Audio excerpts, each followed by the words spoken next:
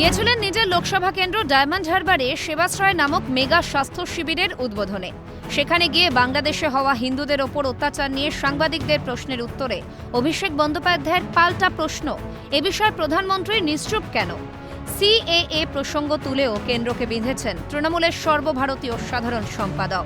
আজকে যারা বাংলাদেশে অত্যাচারিত তারা কি, তাদের ধর্মটা কি? সামনে নির্বাচন নেই তো, তাই এদের কিচ্ছু যায় আসে না।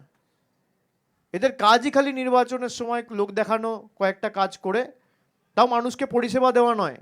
সংখ্যালঘু এত বড় বড় ভাষণ দিয়ে সিএ আমরা আইন করেছি, নাগরিকতা দেবো, এখন তারা যে অত্যাচারিত হচ্ছে তাদের বিরুদ্ধে কোনো রকম ব্যবস্থা, তাদের যারা অত্যাচার করছে তাদের বিরুদ্ধে কোনো রকম ব্যবস্থা কেন্দ্র সরকার নিচ্ছে না কেন? August, September, October, November, December 5 মাস হয়ে গেল। 5 মাসে 5 মিনিটের জন্য কেন্দ্র সরকারের সময় হয়েছে মানুষের জন্য ভাববার, কিছু করার? আজকে যারা ধর্মের নামে অত্যাচারিত হচ্ছে তাদের যারা উল্টো ঝুলিয়ে দিচ্ছে তাদের বিরুদ্ধে দেশের প্রধানমন্ত্রী সহ কেন্দ্রের সরকার, স্বরাষ্ট্রমন্ত্রী সহ, বিদেশমন্ত্রী সহ, পুরমন্ত্রী সহ নীরব কেন? সংসদের শীতকালীন অধিবেশনের সময় অশান্ত বাংলাদেশে কিছুদিন আগে বিদেশ সচিব সফর করেছিলেন। ফিরে এসে তিনি কেন সংসদে বাংলাদেশ নিয়ে কিছু বলেননি প্রশ্ন করেছেন অভিষেক। নিয়ম হচ্ছে, কোথাও যদি কোনো মন্ত্রী বা কোনো সরকারের উচ্চপদস্থ আধিকারিক কোনো রকমভাবে কোনো জায়গায় গিয়ে বা কোনো দেশে গিয়ে সে ভিজিট করে, পার্লামেন্ট চলাকালীন তার উচিত, এবং এটা পার্লামেন্টের রীতি নীতি ঐতিহ্য, যে পার্লামেন্টে এসে তাকে হাউসকে আপডেট করতে হবে যে কি কথা হলো, কি সমাধান হলো, কি সুরাহা বেরোলো। কোনো রকম কোনো স্টেটমেন্ট নেই। বিদেশমন্ত্রী চুপ, বিদেশ সচিব চুপ, স্বরাষ্ট্রমন্ত্রী চুপ, স্বরাষ্ট্র সচিব চুপ, প্রধানমন্ত্রী চুপ, প্রতিরক্ষা মন্ত্রী চুপ, সবাই চুপ। অভিষেকের এই কটাক্ষের তীব্র প্রতিক্রিয়া দিয়েছে বিরোধীরা।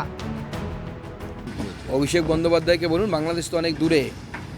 মমতা বন্দ্যোপাধ্যায়ের শাসনে উত্তর দিনাজপুর জেলার চোপড়াতে হিন্দু মহিলাদেরকে মুসলিম মৌলবীরা ধরে পেটাচ্ছে। বাংলাদেশের মতো স্থিতি তৈরি হয়ে গেছে। আগে সেটা দেখতে বলুন, আমাদের প্রধানমন্ত্রী কি করছেন সেটা আমরা জানি। পশ্চিমবঙ্গ সরকার তারা এতই যদি বাংলাদেশের মানুষের জন্য চিন্তা থাকে তাহলে কমসে কম বিধানসভাটা প্রস্তাব পাস করাতে পারে। আমরা তো বলছি যে ভারত সরকারের উচিত আন্তর্জাতিক চাপ তৈরি করা, কারণ বাংলাদেশের সুরক্ষা আমাদের সকলের সুরক্ষা। পশ্চিমবঙ্গ জঙ্গি হাব বলে বিরোধীদের কটাক্ষেরও কড়া জবাব বৃহস্পতিবার দিয়েছেন অভিষেক বন্দ্যোপাধ্যায়। সম্প্রতি বিজেপি শাসিত অসম এবং ত্রিপুরা থেকে বেশ কয়েকজন জঙ্গি ধরা পড়েছে। সেই প্রসঙ্গ তুলে কেন্দ্রকে কটাক্ষ করে অভিষেকের মন্তব্য, বিএসএফ এর সহায়তায় অনুপ্রবেশ হয়েছে। একই সঙ্গে জঙ্গিদের গ্রেফতারিতে রাজ্য পুলিশের তৎপরতার প্রশংসাও করেন তিনি। তাদের বর্ডার সিকিউরিটি ফোর্স ফেল, আর আপনি রাজ্য সরকারের উপর দায়ভার চাপাচ্ছেন। কেন্দ্রীয় সরকার ব্যর্থ, স্বরাষ্ট্রমন্ত্রী ব্যর্থ। ভাব, আর ত্রিপুরায় শয়ে শয়ে জঙ্গিরা ধরা পড়ছে, বাংলাদেশিরা অবৈধভাবে প্রবেশ করতে গিয়ে ধরা পড়ছে। নিজেদের রাজনৈতিক স্বার্থ চরিতার্থ করতে বাংলাকে অপমান করছে। যারা মানুষ জানে বর্ডার পাহারা পশ্চিমবঙ্গের পুলিশ দেয় না, বর্ডার সিকিউরিটি ফোর্স দেয়। আর যদি তাদের অসুবিধা হয় দায়িত্ব দিয়ে দিক, নোটিফিকেশন করে বাংলা সরকারের উপর, তারপর দেখুন না কটা হয়। আর বাংলার পুলিশ যদি সহযোগিতা না করতো কোনো জঙ্গি ধরা পড়তো না। এই জঙ্গিদের ঢুকিয়েছিল বর্ডার সিকিউরিটি ফোর্স বাংলাকে অশান্ত করার জন্য, রাজ্য পুলিশ ধরেছে। অনুপ্রবেশ নিয়ে তৃণমূলের সর্বভারতীয় সাধারণ সম্পাদকের মন্তব্যের কড়া সমালোচনা করেছে বিরোধীরা। আমাদের দেশের আইন অনুযায়ী, পাসপোর্ট আইন অনুযায়ী কেন্দ্রীয় সরকার পাসপোর্ট দেয়, ইস্যু করে, কিন্তু তার শর্ত হচ্ছে পুলিশ ভেরিফিকেশন লাগে, এবং সেটা পুলিশি ব্যবস্থা হচ্ছে রাজ্য সরকারের হাতে। কিন্তু কারাপশন আছে, সবাই জানে।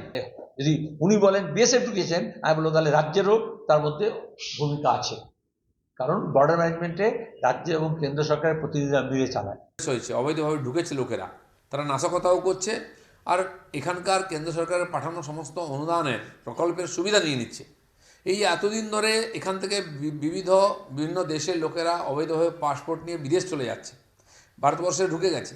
আফগানিস্তানের নাগরিকরা এসে পৌরসভা থেকে আর কি করে বার্থ সার্টিফিকেট, ডেথ সার্টিফিকেট পেয়ে যায়? আসামের পুলিশ এখান থেকে ধরে নিয়ে গেল। ত্রিপুরায় বা আসামে থাকলে ঢুকলেই ওখানে ধরা পড়ে যায়, তাই পালিয়ে এখানে চলে আসে। বাংলাদেশে লাগাতার হিন্দুদের উপর অত্যাচারের ঘটনায় ক্ষোভ ছড়িয়েছে ভারতে। ওপারের অনেক হিন্দুদের আত্মীয় পরিজন এদেশের নাগরিক। রাজনৈতিক দলগুলির মধ্যে কূটনৈতিক টানাপোড়েন চলতে থাকবে, কিন্তু বাংলাদেশের অসহায় সংখ্যালঘুদের নিরাপত্তা দিতে সচেষ্ট হোক সবকটি রাজনৈতিক দলগুলো মিলে। এটাই চাইছে গঙ্গা এবং পদ্মা দুপারের মানুষজন। ক্যালকাটা নিউজ।